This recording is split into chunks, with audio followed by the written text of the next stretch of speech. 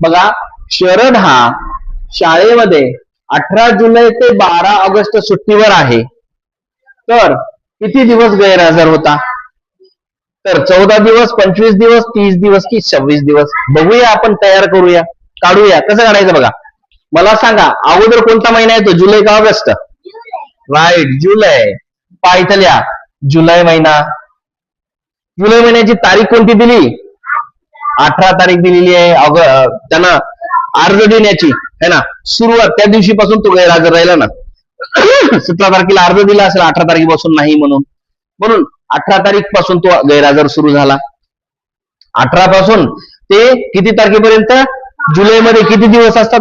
जुलैमध्ये किती दिवस असतात? 31 दिवस असतात है ना. जुलै महिन्याचे दिवस किती?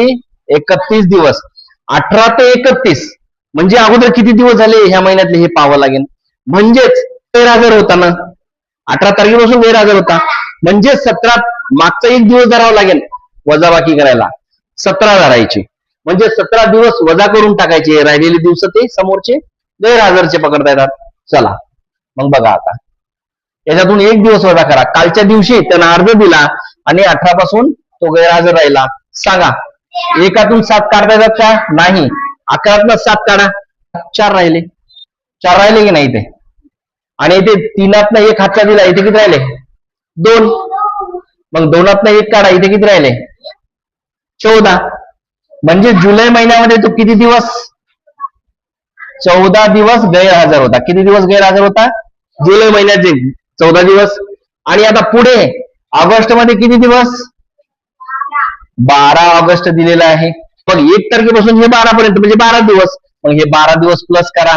मग बघा, आता ऑगस्टचे 12 दिवस आणि जुलै मधले 14 दिवस. मग 12 दिवस आणि हे 14 दिवस किती झाले गैरहजरचे? 4 आणि 2 6, 1 आणि 1 2. किती दिवस गैरहजर होता है ना? एकूण किती दिवस? 26 दिवस. कसा होता तो गैरहजर? मग बघा, 26 हा 4 नंबरचा ऑप्शन आहे, हा राईट आहे.